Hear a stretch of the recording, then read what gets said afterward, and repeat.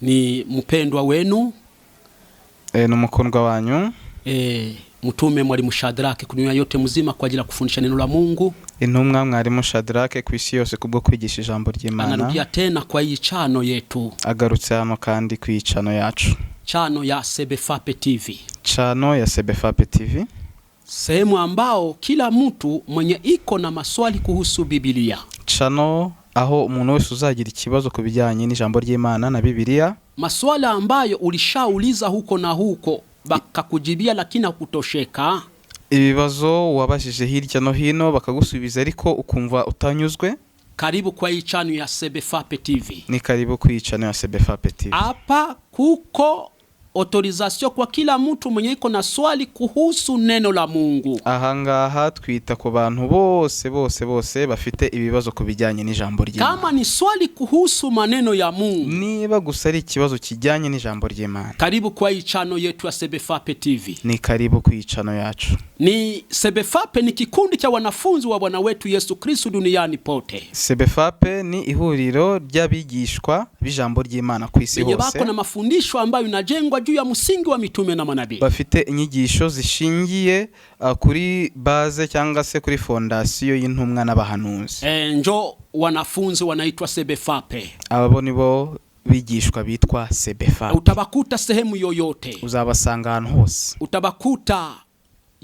Utabakuta South Africa. Uzabasanga South Africa. Utabakuta Congo. Uzabasanga muri Congo. Utabakuta hapa Rwanda. Uzabasanga hano mu Rwanda. Utabakuta Burundi. Uzabasanga mu Burundi. Utabakuta Kenya Nairobi. Uzabasanga Kenya Nairobi. Utabakuta America. Uzabasanga muri Amerika. Utabakuta Malawi. Uzabasanga muri Malawi. Ende muhindura abantu bo mu mahanga yose abigishwa. Ndiyo. Mubabatiza mu izina rya Data wa twese n'Umwana n'Umwuka wera. Ndiyo. Mubigisha kwitondera ibyo nababwiye byose. Ndiyo. Kandi dore ndi kumwe namwe iminsi yose kugeza kumeruka y'isi. Njo lengo hapa, njo kuko lengo ya kikundi ya Sebefape.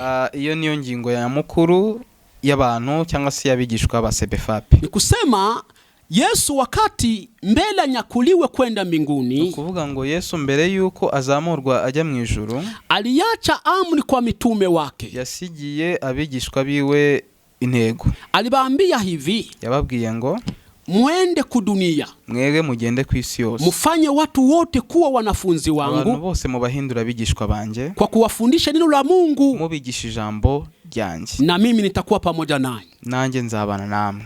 Na ndo vile wa mitume wanaenda kufanya. Uko niko intumwa kandi zabigenje. Ndio kwa sababu utaenda kukuta wa mitume, niyo mpamvu uzasanga intumwa walianza kufanya watu kuwa wanafunzi, zahinduriye abantu kuba abigishwa. Hawakufanya watu kuwa wa Kristo, ntago babahinduriye kuba ba Kristo, lakini walifanya watu kuwa wanafunzi. Ahubwo babahinduriye kugira ngo babe abigishwa. Kama vile Yesu alivyowafanya wanafunzi, nkuko nawe Yesu Kristo yabahinduye abigishwa be, na nyuma ya kubafundisha bakaisha mafundisho, maze amaze kubigisha basoje inyigisho, alibapatia commandment, yabahaye amabwiriza. Mwende muhubiri dunia yote. Mugende mubwiriza isi yose. Na wakati mko mnahubiri, maze mujye muri kubwiriza, kazi ni kufanya watu wowote kuwa wanafunzi wangu. Umurimo ni uguhindura abantu bose kuba bigishwa banje, kuwafundisha neno la Mungu, mubigisha ijambo ry'Imana. Na ndo kazi kikundi cha Sebefape kiko nacho. Ndetse uwo ni wo murimo iki gikora ya Mungu rivuga ku ishusho y'Imana.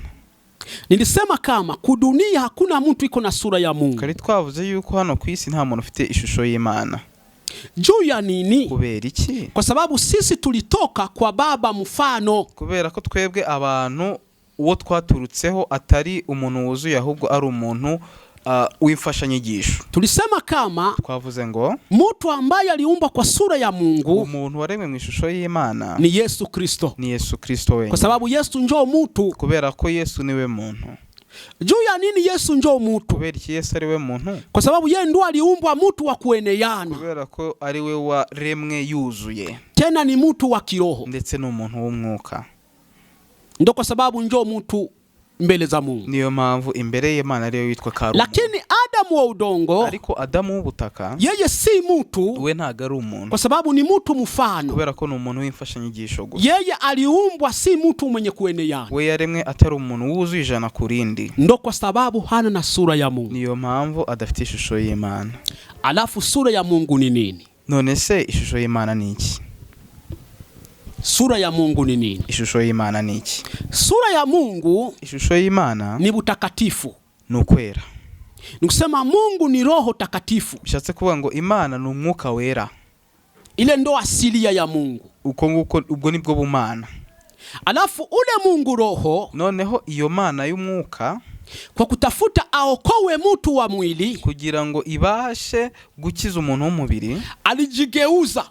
Imana yarihinduye, akavala mwili, yambara umubiri. Njoo ule Yesu alikuja. Uwo niwe Yesu waje. Mungu anavala mwili, Imana yambara umubiri, akaitwa mtu Yesu, yitwa umuntu Yesu, ili akuje kutimiza kitabu cha Mwanzo sura yake ya kwanza mstari wake 26, kugira ngo ize gusohoza ibyanditswe umurongo wo mwitangiriro igice cya mbere umurongo wa 26. Aje sasa ili awe mtu mwenye kueneana katikati ya dunia ya watu wenye habaeneyana, kugira ngo aze kuba umuntu wuzuye mwisi yuzuyemo abantu batuzuye. Ndio kwa sababu Yesu ndio anamfanana na Mungu. Niyo mpamvu Yesu ari usa n'Imana. Ndio kwa sababu wakati Yesu alifika ku dunia, niyo mpamvu Yesu yageze ku isi, ndio wakati Mungu Roho Takatifu alionekana mu mwili ku dunia. Nibwo Imana mwuka yabonetse hano ku isi. Kitabu cha Bakolosai. Some mu rwandiko rwandikiwe Bakolosai. Ile sura yake ya kwanza. Igice ni cya mbere. Mstari wake wa 15. Umurongo wa 15. Hadi wa 18. Kugera kwa 18. Abakolosai. Inasema nini? Igice cya mbere umurongo wa 15 kugera kwa 18. Ndiyo. Handitse ngo ni nawe ishusho y'Imana itaboneka. Niwe mfura mu byaremwe byose. Ndiyo. Kuko muri we arimo byose byaremewe. Ndiyo. Ari ibyo mu ijuru cyangwa ibyo mu isi, ibiboneka n'ibitaboneka. Ndiyo. Intebe z'ubwami n'ubwami bwose, n'ubutware bwose n'ubushobozi bwose. Ndiyo. Niwe wabiremye byose kandi rero ni nawe byaremewe. Ndiyo. Yabanjirije byose kandi byose bibeshwaho nawe. Aha. Niwe mutwe w'umubiri, niwe torero kandi niwe tangiriro. Ndiyo. Ni imfura yo kuzuka mu bapfuye kugira ngo abe uwa mbere uhebuje byose. Okay. Mungu kwa kutafuta aumbe mtu wa kiroho. Imana kugira ngo ireme umuntu w'umwuka, kwa kutafuta Mungu aumbe mtu mumwili saa vile weye na miye tuwe wa kiroho. Ariko kugira ngo Imana ibumbe abantu b'umubiri nkanjye nawe, ariko kugira ngo duhinduka b'umwuka noneho, ilibidi Mungu mwenyewe ajitoshe mtu wa kiroho. Byasabye Imana y'ubwayo y'umwuka kugira ngo ive mu mwuka. Ndo kule Mungu alijimetamorfolize. Maze Imana irihindura, alijigeuza. Imana irihinduranya, akavala mwili wa mtu, yambara umubiri w'umuntu, hana mtu, ariko atari umuntu, ni mtu wa kiroho, ahubwo ari umwuka. Mungu Roho Takatifu anavala asili ya bumutu. Imana mwuka wera yambara ubumuntu. Mungu Roho Takatifu anavala sura ya mtu. Imana mwuka wera yambara isura y'umuntu, akakuja ku dunia, iza hano ku isi, akavala nguo ya mtu, yambara imyenda ya muntu, akakula chakula cha mwili, irya ibyo kurya by'umubiri, akavala viato venye tunavalaka, yambara inkweto nk'izo natwe abantu twambara. Ni Mungu mu mwili, ariko ari Imana iri mu mubiri. Ni mfano wa Mungu asiyoonekana. Nirwo rugero rw'Imana itagaragara, Yesu Kristo. Njo mtu wa kwanza aliyeonekana ku dunia bila kuwa na dhambi. Niwe muntu wenyine wagaragaye hano ku isi adafite icyaha. Juu ya nini? Kubera iki? Kwa sababu yeye ndo alikuwa na sura ya Mungu. Kubera ko ni wenyine wari ufite ishusho y'Imana. Sura ya Mungu maana yake butakatifu. Ishusho y'Imana no kwera.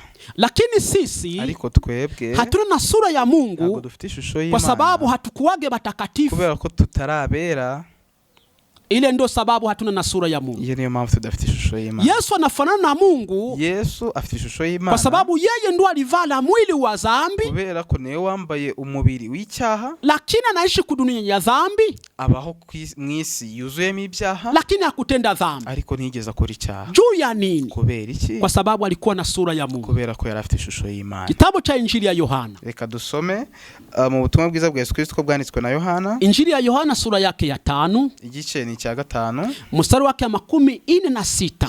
Umurongo nuwa. Nasema Injili ya Yohana sura yake ya 5.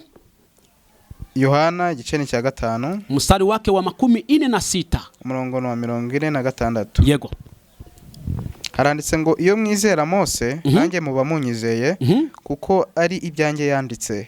Ariko se nimutizera ibyo yanditse. Rudia ku Yohana sura yake ya 8 ndo panasema mzuri. Yego katuje ku gice cya 8 sura yake ya 8 mstari wake wa 46 umurongo wa 46. Ndiyo. Yohana igice ni cya 8 umurongo wa 46. Reka turebe. Ndiyo.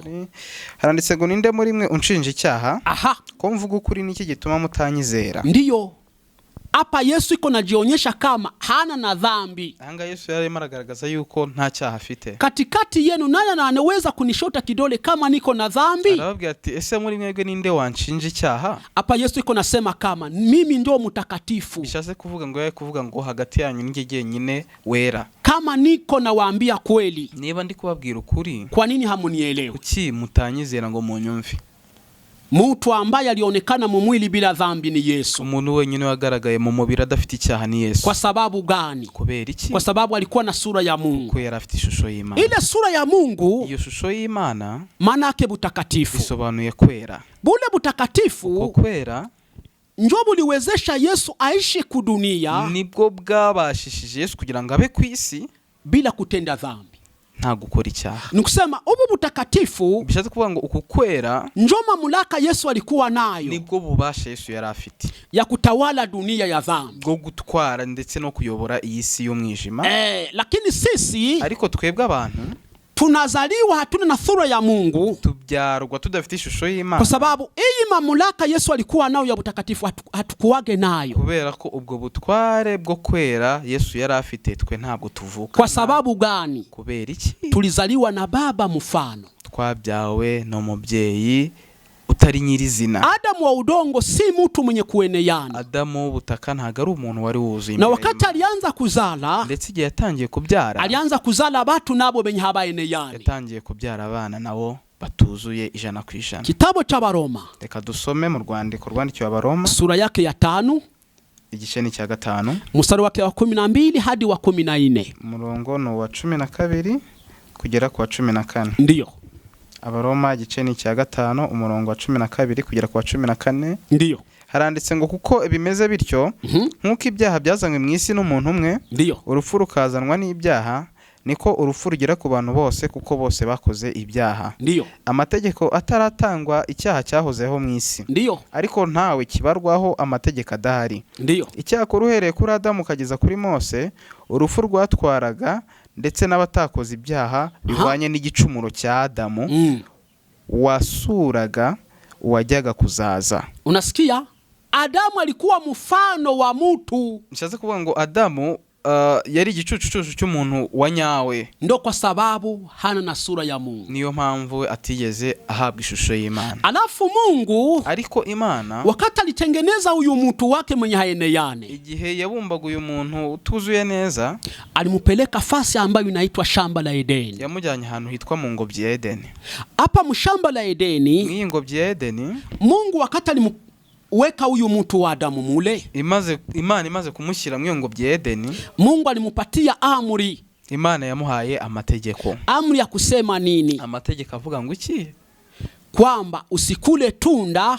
Iryo tegeko ryavuga ngo ntuzarye urubuto la muti moja naitwa mutu wa kujua uzuri na ubaya. Ruva ku giti cyitwa igiti kimenyekanisha ikibi n'icyiza. Maana siku utakula ile tunda ya ile muti, kuko n'uryo urubuto ruvuye ku icyo giti cyitwa gutyo, utakufa ile siku, uzapfa. Ile njo amri Mungu alipatia ule mtu wakati alimweka mshamba la Edeni. Niryo tegeko Imana yahaye uwo muntu igihe yajyaga mu ngobyi ya Edeni. Kitabu cha Mwanzo sura ya 2. Reka dusome mu gitabo cy'Itangiriro igice cya 2 mstari wake wa 16-17. Umurongo wa 16 na 17. Inasema nini pale msomaji? Handitse ngo Uwiteka Imana iramutegeka iti, ndiyo, ku giti cyose cyo muri iyo ngobyi ujye urya imbuto zacyo kushaka. Ndiyo. Ariko igiti cy'ubugingo igiti cy'ubwenge bumenyesha icyiza n'ikibi ntuzakiryeho, kuko umunsi wakiriyeho no gupfa uzapfa. Asante sana.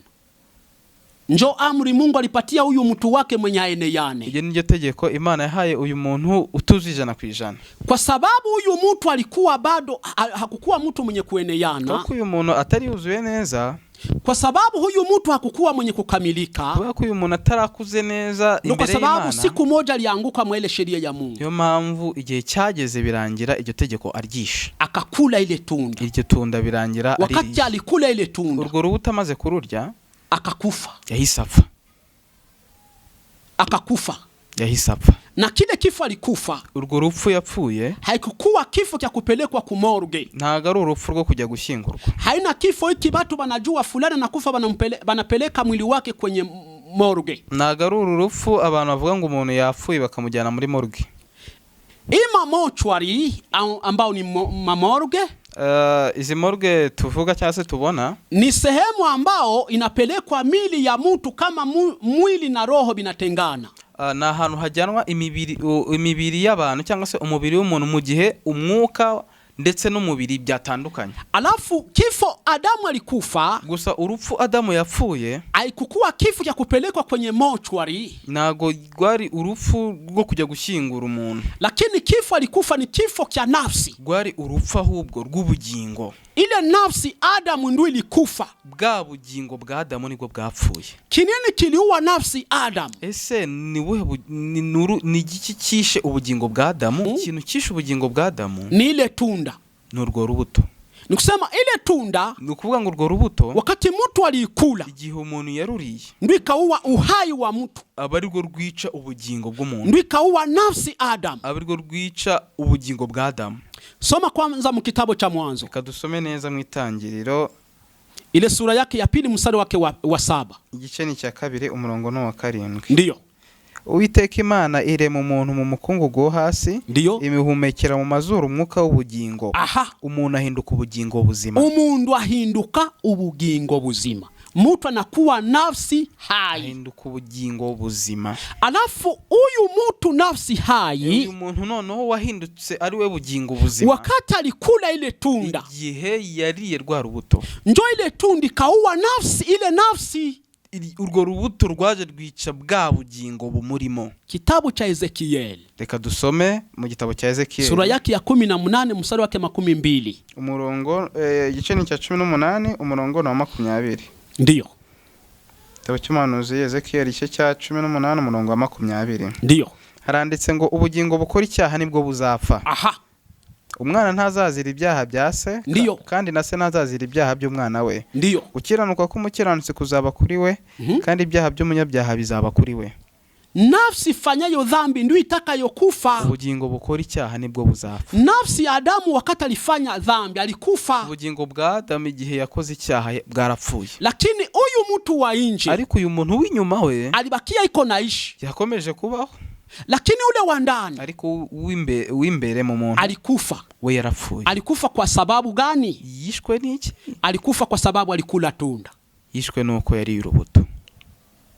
Uyu mtu alianguka kwa sababu hakukuwa mtu mwenye kueneana. Uyu muntu yaguye bitewe nuko atari umuntu wari wuzuye neza. Na wakati alikula ndo Mungu akamfukuza mshamba la Edeni. Amaze kurya urwo rubuto Imana imwirukana mu ngobyi Edeni. Na wakati Mungu alimfukuza, amaze kumwirukana mu ngobyi Edeni, njo akaanza kuzala batu ba mwili. Nibwo yatangiye kubyara urubyaro rw'abantu bo mubiri. Kuongezeka kwa watu mu mwili, ku rubyaro rwariyongereye mu mubiri, kulianza nyuma ya mtu Adamu kufukuzwa na Mungu mu Edeni. Ibyo byatangiye kubaho ari uko Adamu yirukanwe mu ngobyi Edeni. Lakini Adamu mu shamba la Edeni, ariko Adamu akiri mu ngobyi Edeni, hakuzalaka batoto ba mwili. Ntiyigeze abyara abana bo mubiri. Lakini nyuma ya kukosea Mungu, ariko nyuma yo gucumura ku Mana, Mungu akamfukuza. Imana imaze kumwirukana, anakuwa sasa nje ya Edeni. Amaze kujya hanze ya Edeni, hana tena na Mungu. Igihe ataragifite Imana, hana tena mu mikono ya Mungu. ariko icyo gihe atakiri mu biganza by'Imana. Anakuwa sasa mu mikono ya Shetani. Ari Satani noneho ari mu biganza bya Satani. Shetani ndo anakuwa Mungu wa mtu. Satani abari uhinduka Imana y'umuntu. Njo mtu alianza kuzala batoto ba mwili. Nibwo umuntu yatangiye kubyara abana b'umubiri. Adam anaanza kuzala. Nibwo yagize urubyaro. Anaanza zala batu. Yatangiye kubyara abantu benye kufa kwa njia ya dhambi. Bapfuye bitewe n'iki? ni icyaha. Njo kwa sababu sisi batu bote tuko na sura ya Adamu. Niyo mpamvu twese abantu dufite ishusho ya Adamu. Ndo kwa sababu sisi watu wote tunazaliwa na dhambi ya asili. Niyo mpamvu twese tuvukana icyaha cy'inkomoko. Dhambi ya asili inaanza wakati gani? Icyaha cy'inkomoko cyabayeho ryari? Wakati Adamu alikula tunda la mti wa kujua uzuri na ubaya. Igihe Adamu yaryaga urubuto rwo ku giti cyo kumenyekanisha icyiza n'ikibi. Njo pale dhambi ya asili inaanza. Aho ndi icyaha cy'inkomoko cyatangiriye. Ndo kwa sababu sisi wanadamu wote hakuna mtu anamfanana na Mungu. Niyo mpamvu twese abantu nta muntu ufite ishusho y'Imana. Ila kila mtu anamfanana na wazazi wake. Ahubwo twese dufite ishusho y'ababyeyi bacu. Sura ya Adamu wa udongo ni nini? Ishusho ya Adamu w'ubutaka ni iyihe? Ni mtu wa bulongo. Ni umuntu w'ubutaka. Adamu wa bulongo sura yake ni bulongo. Ishusho ya Adamu w'ubutaka ni ubutaka nyine. Bakorinto bakwanza. Reka dusome mu rwandiko rwa mbere Paul yandikiye Abakorinto. Sura yake ya 15 mstari wake wa 45. Igice ni cya 15 umurongo no 45. Ndiyo. 15:45 haranditse ngo uko niko byanditswe ngo umuntu wa mbere ari we Adamu yabaye ubugingo buzima. Naho Adamu wa nyuma yabaye umwuka utanga ubugingo. Komeza tumve. Nera gatanditse ngo ariko umwuka si ubanza. Ndiyo. Ahubwo umubiri ni ubanza hagaheruka umwuka. Komeza. Umuntu wa mbere yaturutse mu butaka ari ubutaka. Ari ubutaka. Mtu wa kwanza alitoka mu bulongo ni mtu wa bulongo. Umuntu wa mbere yaturutse mu butaka ari ubutaka. Sura ya Adamu wa bulongo. Ishusho ya Adamu w'ubutaka ni bulongo. Ni ubutaka. Sura ya Yesu Kristo. Ishusho ya Yesu Kristo ni butakatifu. Ni ukwera. Alo. Sura ya Adamu wa udongo. Ishusho ya Adamu w'ubutaka ni vumbi ya udongo. Umukungugu w'ubutaka. Sura ya Yesu. Ariko ishusho ya Yesu ni butakatifu. Ni ukwera. Na ile butakatifu none uko kwera njo sura ya Mungu. Ni ishusho y'Imana. Adamu anafanana na bulongo. Adamu asa n'ubutaka. Yesu anafanana na Mungu. Ariko Yesu asa n'Imana. Mungu akubariki sana ndugu yangu mpendwa. Imana iguhereze umugisha mwene data. Mulikuwa naye mtume mwalimu Shadrake. Wari kumwe n'intumwa Shadrake. Kudunia yote mzima kwa ajili ya kufundisha neno la Mungu. Yo kwigisha ubutumwa bwiza bwa Yesu Kristo ku isi hose. Karibu tena tuonane tena kwa ajili ya mafundisho inaendelea tena. Turaguhereza ikaze mu nyigisho ziri bukomeze imbere. Nilikuwa nasindikizwa na yaraherekejwe nanjye umusemuzi Baraka Norbert. Mungu awabariki sana. Imana iduhane umugisha.